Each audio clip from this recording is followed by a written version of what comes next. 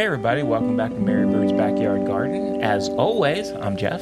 And I'm Mary. And we're going to talk about Mary's garden today. So, as we always do, Mary, what's new in the garden?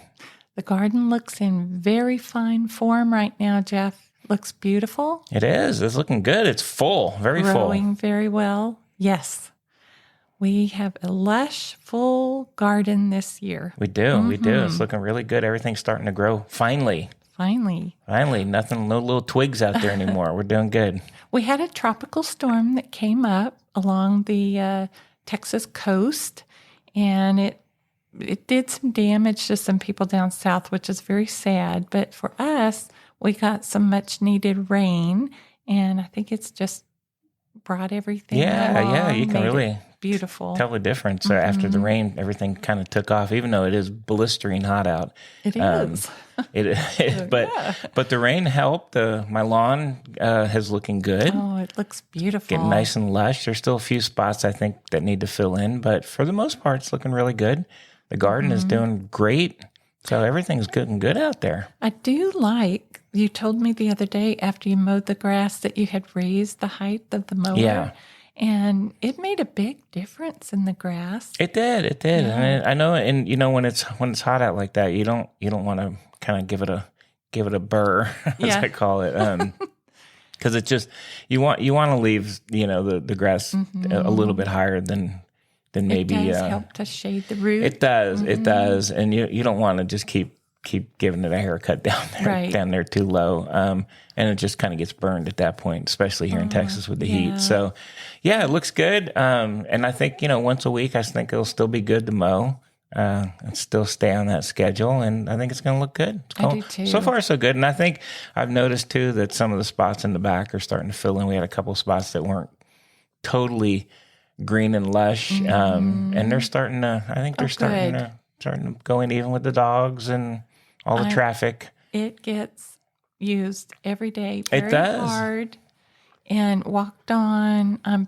positive that quite a bit of it has some compaction to it, but you're right that whatever species of Bermuda that they have put in the yard is very tough.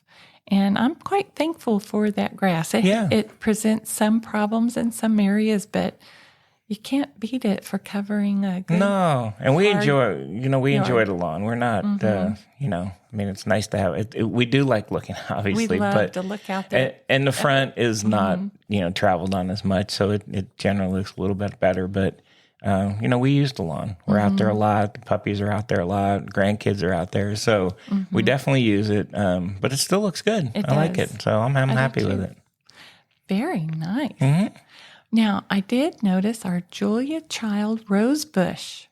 Wow. She has decided to rebloom for the second time this year, and she's covered with gorgeous, fragrant yellow roses. Yeah. Oh, she is lovely. Yeah, it looks nice. Yeah, that rose has been so wonderful ever since we planted it. It is a real grower. And that's one that we got at the Antique Rose? We did. Emporium? Okay. We certainly did. It's the Julia Child, and it's one of the most fragrant roses that I have found. It's sort of an upright bush structure, and she does well. She gets a good trimming about once a year in the, early in the year, just to get the dead branches out. And that's about it, really. Yeah, no, it's really nice. It's grown like crazy. I mean, everything has, but that's really, really popped out. It's very showy right now. Yeah, really cool. I love it. The other thing that's going on in the garden, we're still harvesting okra and our yard-long beans. Now, I have to say, I have 2 okra plants, and then I think I have 3 of the yard-long and Chinese noodle beans, and we're going to have to start freezing. Yeah, it is. I mean, producing so prolifically. Massive amounts. It is. It is giant handfuls every time I come in. It's crazy how fast it grows. You pick it, and next day we go out there. It is literally a massive amount of beans. Now, I learned something interesting through observation. We had the original flowers that came out have 2 sides on them, and we grow twin beans off of those 2 sides. Well, after we picked those beans, when I'm looking at the plant, there's another blossom that forms on the same end of that stem. And so I am watching it to see if it's going to produce a single bean or are we going to get another double flower come out. It's very interesting to me that it has that characteristic. Good. We're going to freeze them and we're going to have beans for a long time because they're still growing out there. And the okra is going really fast as well. Really good. So one of the things that I've been enjoying is we have a set of cookware that you put in the microwave and it just kind of steams your food. And I lay the okra pods in the bottom and I don't cut them up or anything like that. And then I just put a few spoonfuls of salsa on top and put them in the microwave for 5 or 6 minutes. And they have been coming out delicious. Yeah. Very, it's cool. very It's cool to kind of be able to go out and pick our own. I mean, we've got tomatoes out there. And I'm not the biggest vegetable eater, but I'm enjoying watching you eat tomatoes and some of those things. The tomatoes are going through the heat stress at the moment. They're not producing as much fruit right now, except, the smaller cherry varieties are still sort of producing. But all in all, I think very good. I think I'm going to try some more tomatoes in the fall, and we'll see how it goes. Very good. Yeah. Maybe what I might do is try cutting those back and seeing if they will come out with a new flush of growth, and so they're not as stressed during the heat. Oh, okay. Might give it a try. Little experiment. I like it. Experiment. Yeah, good deal. Well, moving along to the next segment. Yes. Of the what else do you have? Plant of the week. Okay. So as we sit on our back porch and we look towards the border, directly across from the back porch, there is one plant that is doing exceptionally well, and very excited about it. And it is an Acoma Crape Myrtle. Oh, is that the white one? It's the white one. Oh, man, that thing's nice. It's beautiful, right? This will be its 3rd year being planted. And when we planted it, it came in a little gallon container, and it was probably maybe 1.5 feet tall when we first put it in the ground. And I can stretch my arms out now, and it does not cover the breadth of the blossoms that are on that plant at the moment. And that's probably a good 5.5 feet at least. I think so. And tall, too. It's probably about 4 or 5 feet. Probably 5. Absolutely. At least 5. Yeah. I think it's taller than me. So it is gorgeous. Yeah, and it's bloomed. It's crazy. It's like little snowballs all over it. It's really pretty. So if you like to grow snowball viburnum, but we live pretty much too far south to get that specific plant, this Acoma Crape Myrtle is a great substitute. Yeah. A little later bloom in the year. But one of the things that I'm most excited about is all the birds that are visiting that tree. It's always in motion. It is. It's alive every day. Yeah, they're definitely living in there. I don't know if they're living in there, but they go in there a lot. And there's a lot of birds that are starting to take up residence in there. I think they like to go in there and hide. I think so.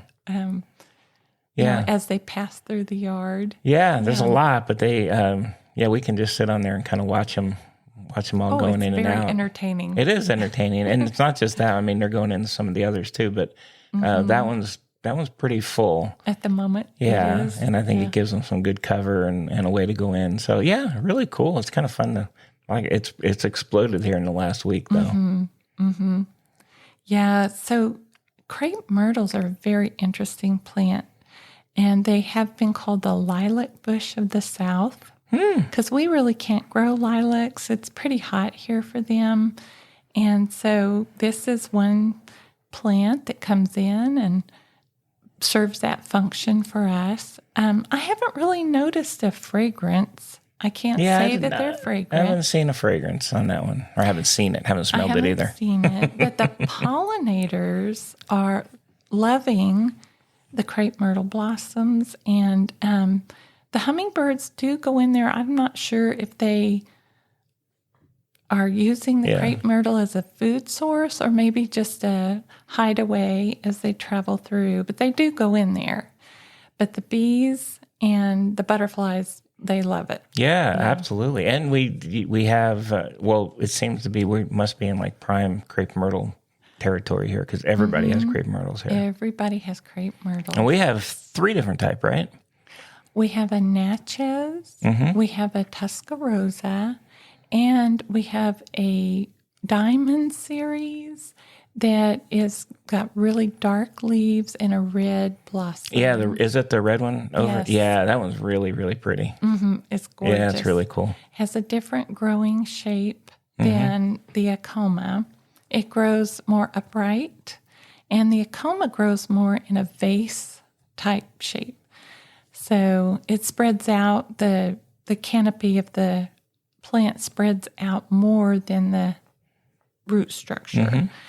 And so, yeah, it's just putting on a show right now. It is. It's really, I mean, they're all blooming. So, and our neighbor behind us has a huge, I think his could be a Tuscarosa as well because it's got the same bloom color as ours. Yeah. But his is really, really grown well too. So it's kind of, it's really cool. Well, crepe myrtles belong in the Lagerstremia family. And the common name is the Acoma crepe myrtle. And they're generally hardy from 7A to 9A. But I've seen crepe myrtles really growing in the south at a much higher growth zone than 9. And it is not native to the United States. Oh, wow. I didn't know that. Crepe myrtles were first brought over in the 1700s. Really? Yes. I'm surprised since we have so many. We have a lot. We do. I'm looking right now. Well, anyways, they aren't native, but they are very well adapted in our area. They have different varieties of growth shape, and they can grow in all different heights, too. They're really a densely or like a multi-stemmed shrub, even though they could grow very large. And so we like to grow them in a tree form, so you do kind of remove the lower limbs and all the dead limbs and things like that. But they don't have to be pruned if you choose not to. Now, the Acoma crepe myrtle specifically gets like 10 to 15 feet tall. That makes it really good for a border. It can spread from 6 to 10 feet wide, and they have a dense shade. So if you want to, in our case, there are a lot of shade-loving plants that we haven't been able to grow in the past, but now that we're developing that shade, we could start looking like caladiums. Yeah, underneath them, right? Hostas and things like that. The root structure might be a little bit challenging for you to grow things under the crepe myrtle because they do enjoy a bit more moisture. And, you know, that's one of the ways for you to help them live a long and productive life is to make sure that you give them that weekly watering, a nice deep watering every week, and keep the root zone moist. But I do think that some plants will grow quite well under there. It has a moderate growth rate. Well, for me, judging from when we planted it, I think it's quite fast. Yeah, I gotta admit, I honestly couldn't remember that we bought it as such a tiny plant. We but did. It's pretty good size right now. Yes, we do have 2 of them in the yard. One of them gets more shaded than the one that's currently really in bloom. And so that is, if you want the best display, it needs to be in full sun, as much sun as it could get. The other one is later. I see some buds that are beginning to form on it, but it's not as happy as the one in full sun. So let me see here. It's a really good accent plant in your yard. It's not going to be like your massive tree, your massive shade trees or anything like that. And as far as pruning, like should you choose to prune, really late winter or early spring is the best time for you to get in there because they are deciduous. Oh, and that reminds me, they have fall color. So here in our area, we look for plants that can give us some color in the fall. Yeah. And they can be a reddish to a golden type color as their leaves begin to fall. And so what you want to do in the late spring or the late winter or early spring is get in there and see what branches might be dead, what branches are crossing into the middle.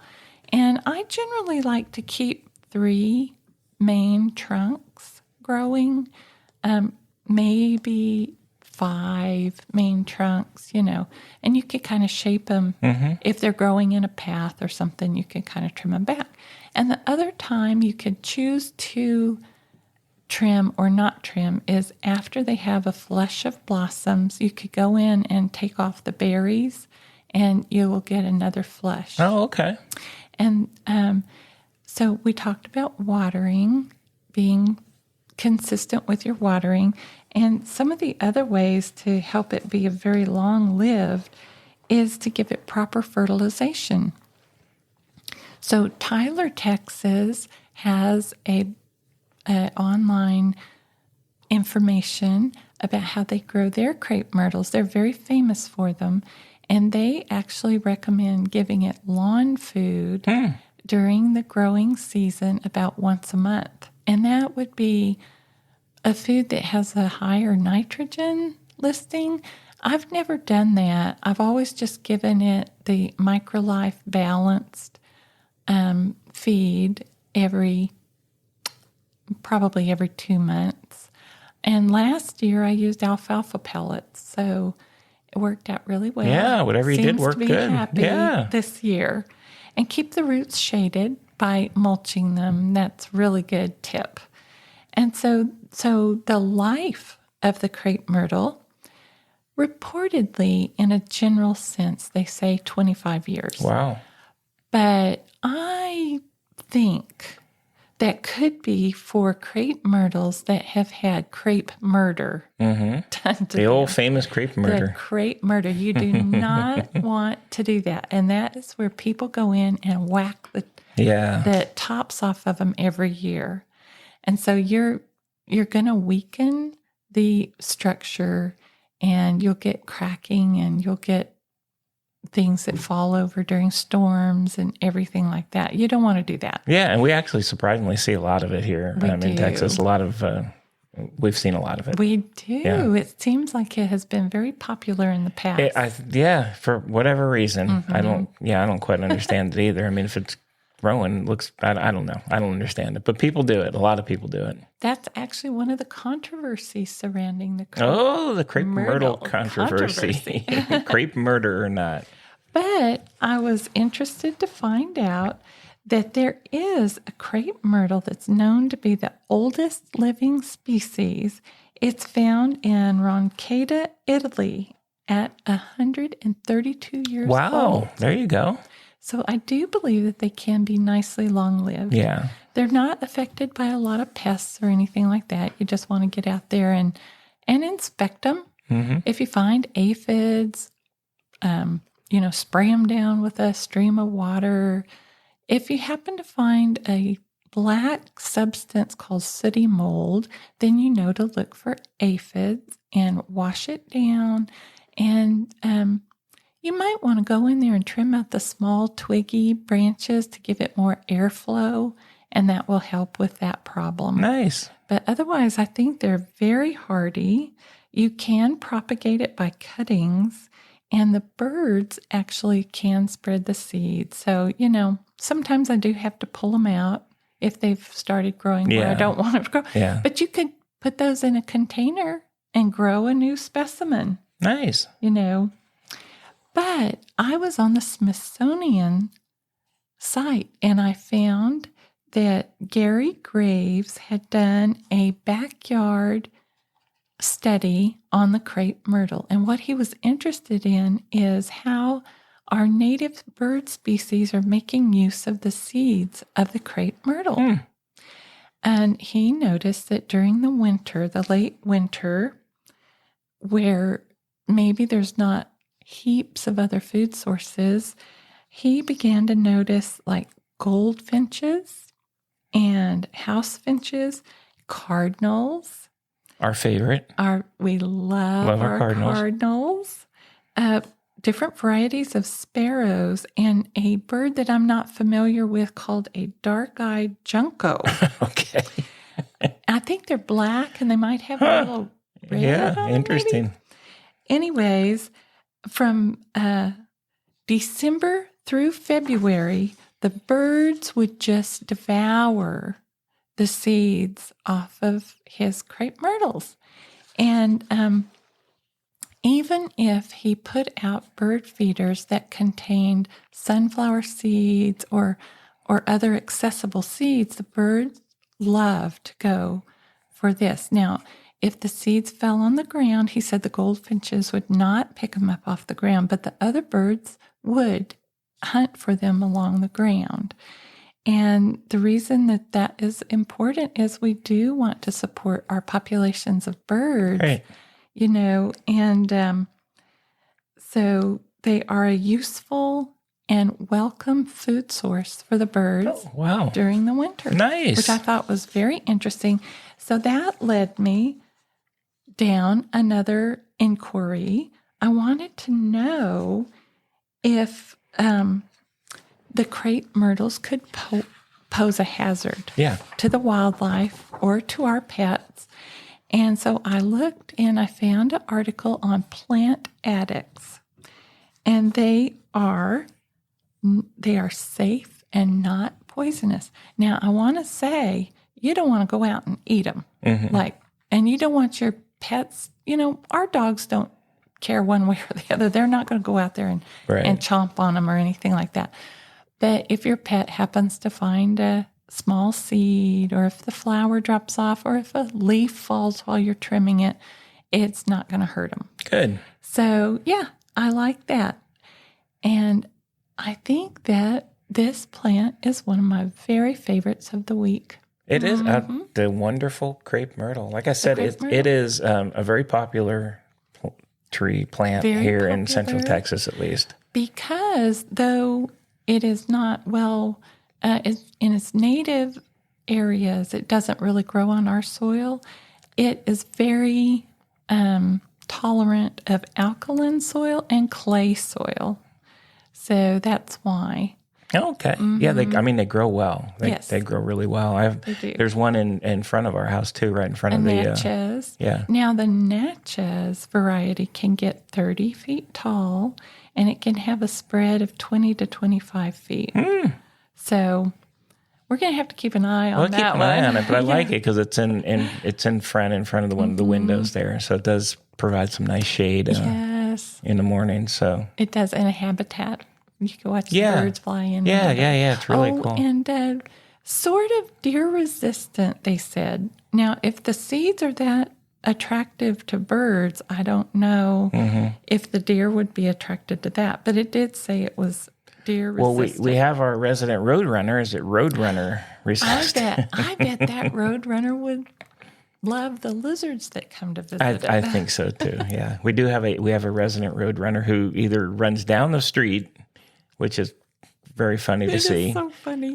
We've seen him in the backyard, and we have a fence, a metal fence. He can get through it though, or hop over it, I guess.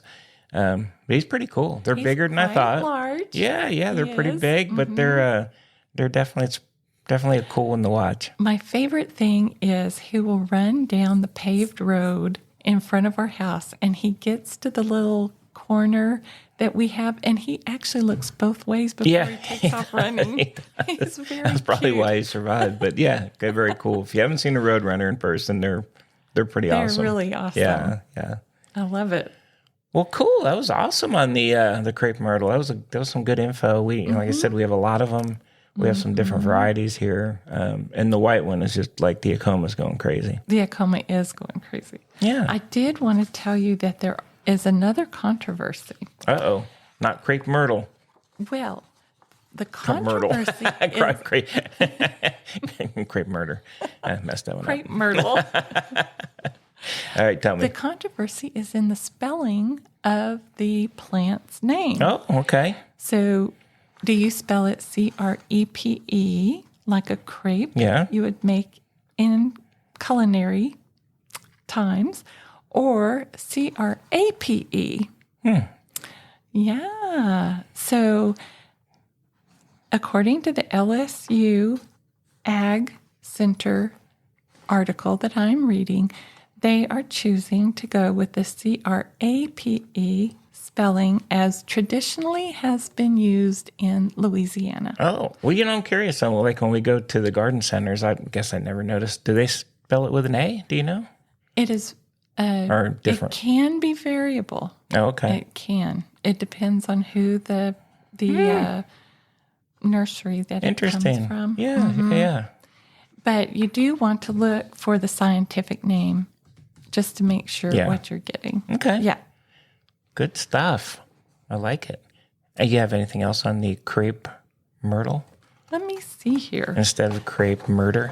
I guess one of the controversies is because some people declare it to be not native, but in actuality, it was brought over here in 1786, so that's a good long run. It was grown by the French botanist André Michaux. And there are records of it being sent from his nursery to Thomas Jefferson at Monticello and George Washington at Mount Vernon. But it's not an invasive plant. It's not like kudzu or some of the other plants, according to this article. And so that seems to be a small controversy. So they, but it does have a long history here. It does have a long history. So would they grow okay up in those regions? Those are colder. I don't know what their numbers are, but they're colder regions. It seems like it's a hot weather guy. I do believe that they can grow from 7A, this variety that we have here, 7A to 9A, but there are other varieties that are more cold tolerant. Oh, okay. It depends on, just like if you buy a Satsuma orange, you're going to find some of them that have a lot of cold tolerance, and you're going to find some of them that don't. Okay. And so, you just want to check with each variety. All right. Very good. Good info. So far. And they could have grown them in a protected area, too. Yeah. I was just curious. Different from Texas a little bit. A little bit. Well, we talked last time about the Palo Verde tree that we needed to take down. And they are generally grown in a frost-free area. But because we were growing it on the sunny side of our home, on the south side, it got warmth from the wall, creating a microclimate that was better suited for its growth habits. Oh, okay. And that could be the case. They could have placed it in a microclimate that simulated the warmer growth. Who knows, right? Yes. Okay. Good deal. Well, that was awesome. That was a nice presentation on the Crape Myrtle. On the Crepe Either Myrtle. the crepe with an A or an E, either one.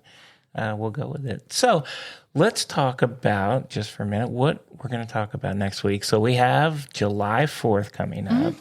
We have grandkids. We do. It's the summer. It's that summer And, time outside.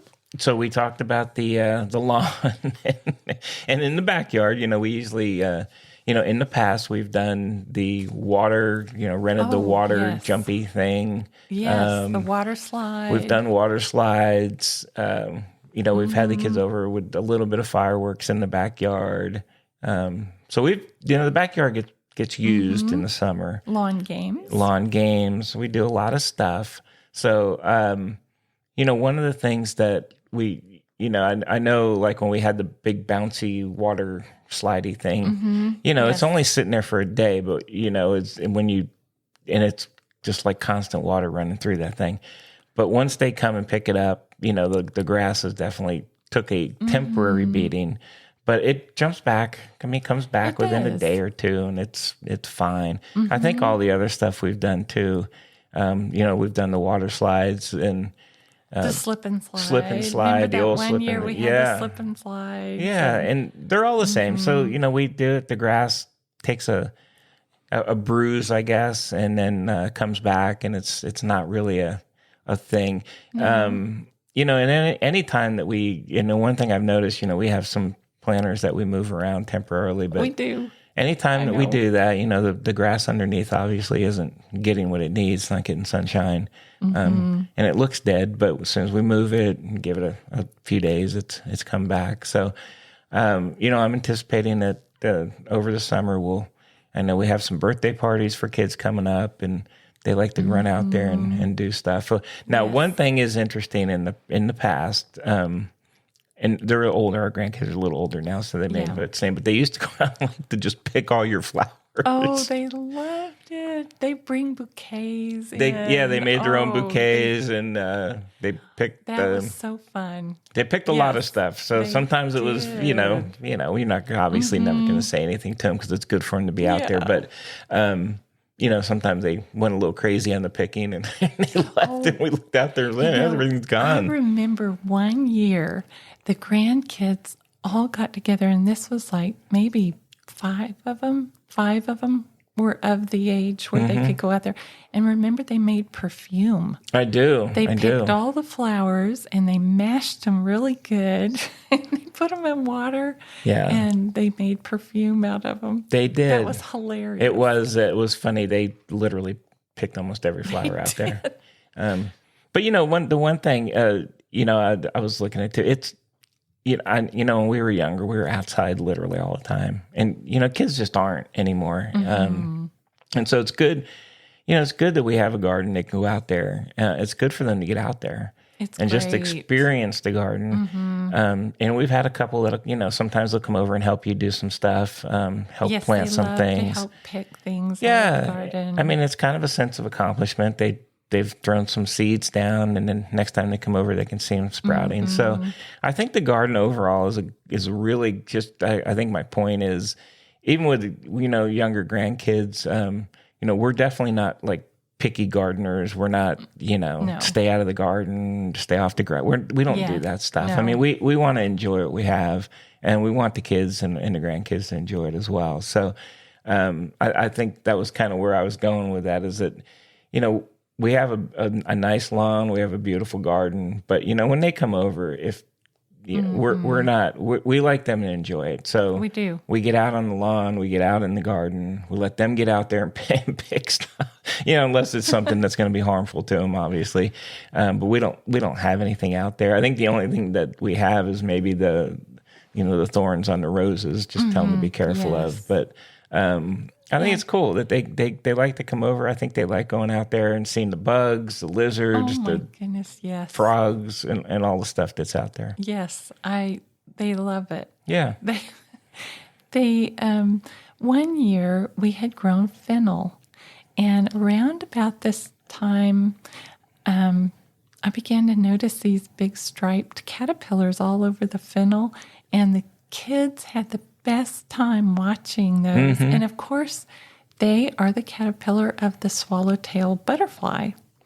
And that was great. We all sat out there and watched those caterpillars crawling everywhere. And it was wonderful. Yeah, it's good. So I think that's just kind of to wrap up this podcast. I wanted to kind of throw that out there is enjoy your yard. Enjoy it. Enjoy what you're doing. And let others enjoy it too. I mean, if it's family, neighbors, friends, whatever. But it's just kind of nice. I know every time we have, if we have a little, dinner party or something, I know Mary likes to pull people out and walk the garden with them.